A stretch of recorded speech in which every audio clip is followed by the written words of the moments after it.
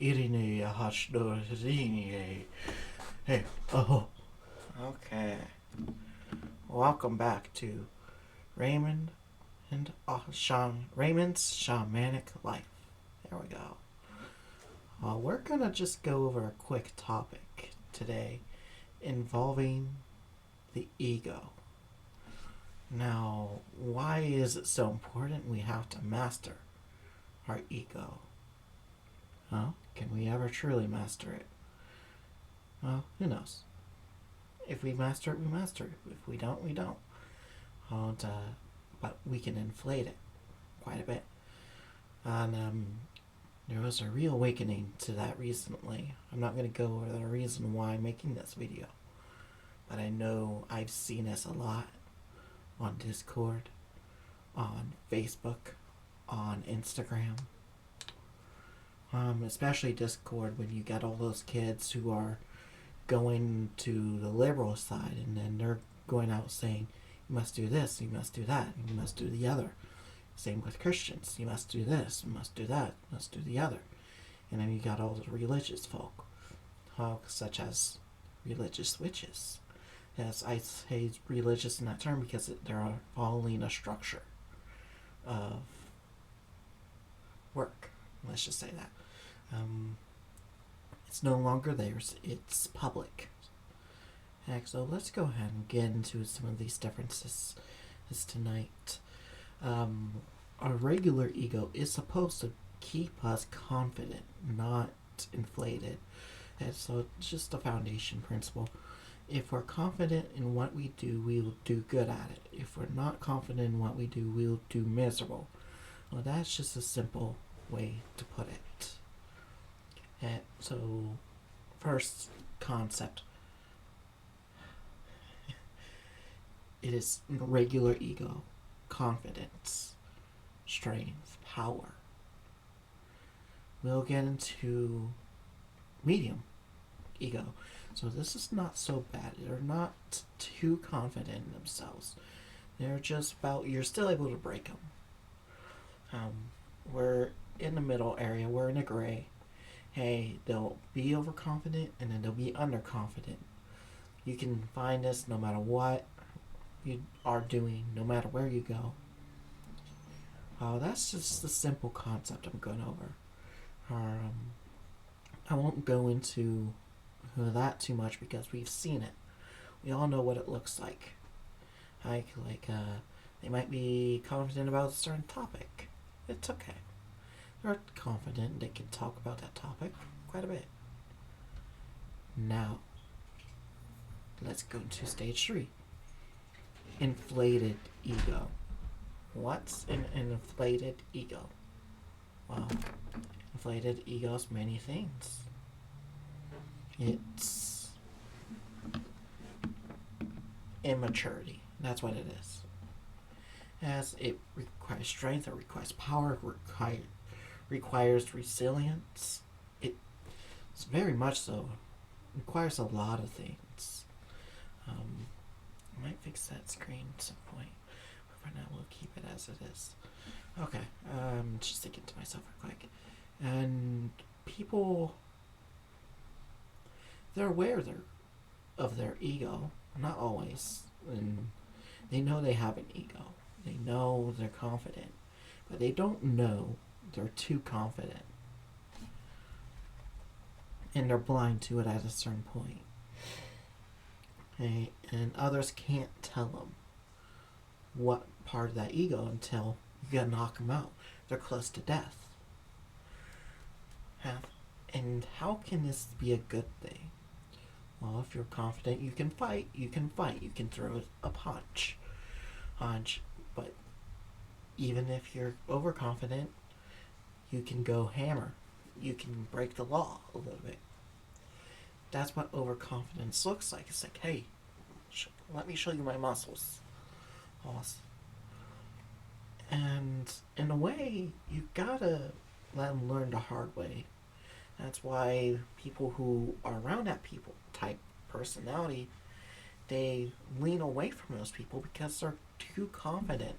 They're too arrogant, per se.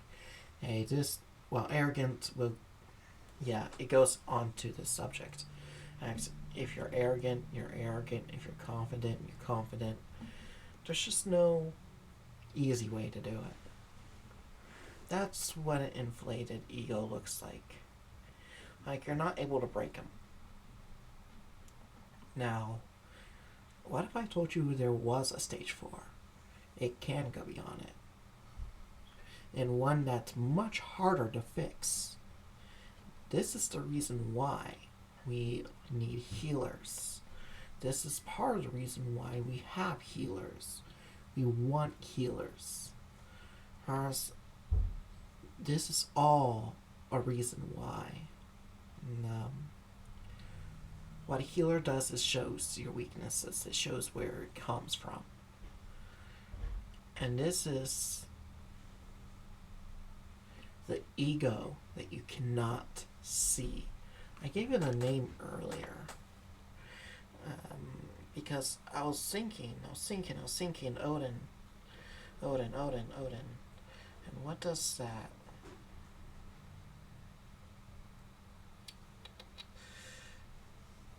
I can do this because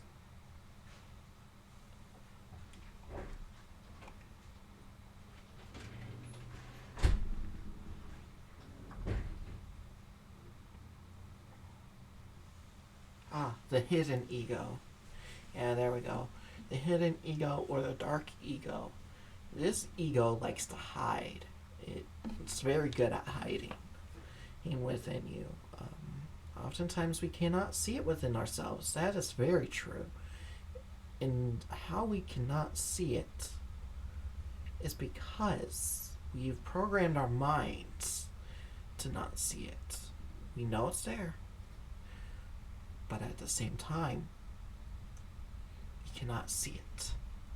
Now, if you're in the stage 4 category, hey, go ahead, join on in a little bit more. Or if you got offended, you may as well leave. Because you're going to look at it as a negative approach, and I don't want you to look at it as a negative at this point forward. I want you to come back with an open mind. That's what I want. And, okay, so you calm down. You come back. This is assuming you did that. So, a hidden ego can be exposed by others. An unhidden ego cannot and exposed. You already know of it. You already know what your ego's about. That's why we're going over the hidden ego. Also, it's always good to get an outsider's perspective. If you don't, what else can you do? There's an example I can use today, but I will not use that example. Just because I want to respect that person's privacy and all that they do, even if they are a shaman. And I want to respect that because we're on the same frame. And so it's just like someone says, I use this illustration of the person who says they're better than a hockey player. Deep down, that's what they fed himself. They don't know that he fed this to himself. And no one tells him. No one tells him. Just imagine that. No one tells him. So then he becomes numb to it.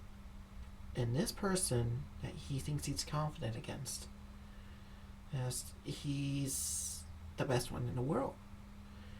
It's inflated ego. It goes into that inflated ego, the stage 3 ego. But then it went to stage 4. So eventually, it became normal. He stopped thinking about it. And he said, I'm confident I can beat him. That's it. That's what he said. And then one day, when I went to game, the coach says, we brought in a shaman, a druid, a healer. And this healer will expose all of our weaknesses. So that shaman goes up to... No, not directly. Yeah, directly to that individual. That's the first person he goes up to. He says, "You've been suffering so much pain. Tell me, why?" He can't answer it. He doesn't know why. So he ends up stepping back a little bit. It's like, okay, here's been what I've been getting from day one. You say you're better than this person. This person, in reality, is better than you. But your ego, your arrogance says, no, I'm better than him. I can do this better than him. But he doesn't show off, does he? The person ends up saying no. And why is this a no?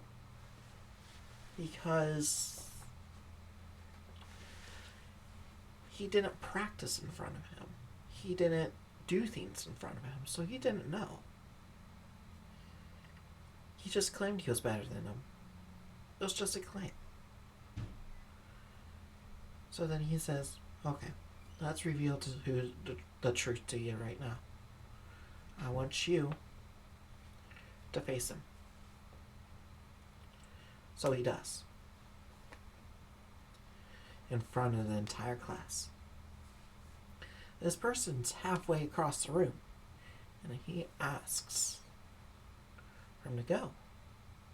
No hesitation. And he said he's heard rumors about what he's been saying, and he's willing to accept, to show him, hey,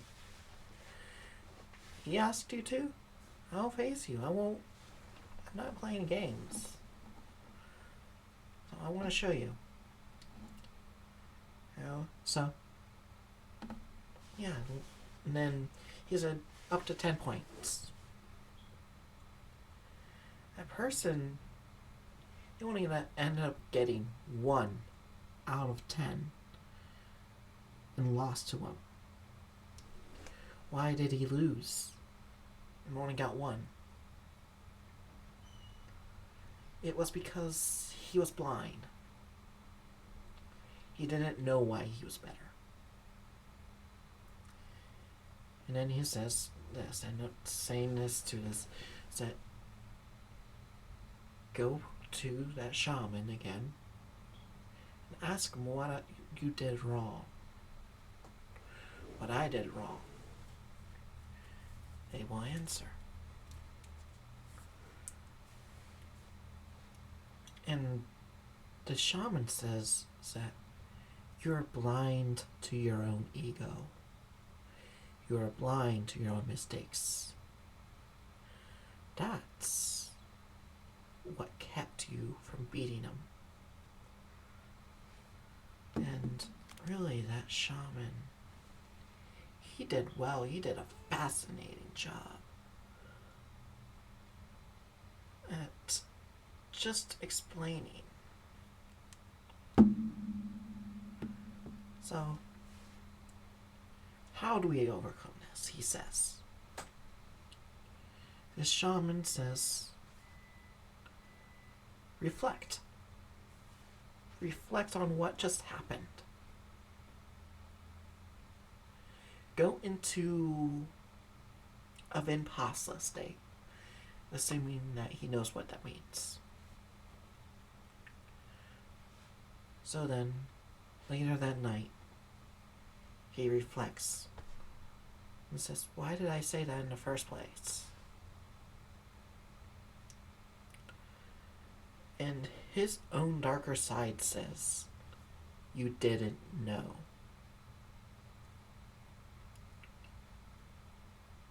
This goes into assumption. A shaman should not assume. A self-master practitioner should not assume. So, he spent that whole night crying and went back to the shaman and says, "Show me the way." Shaman heeds his humility and accepts it. And there will be challenges later down the road.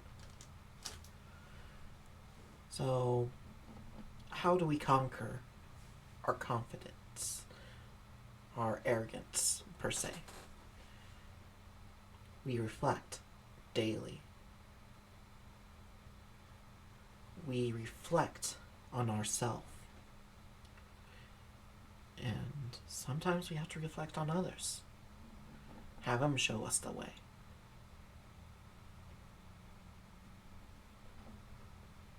So, I want you to think about this as we let go of sacred space tonight. Thanks to all the spirits who were listening tonight and were willing to listen and accept this knowledge.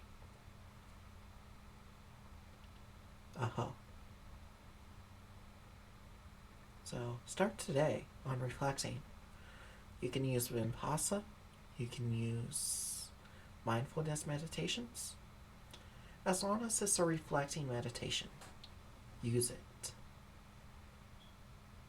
And that's all for today.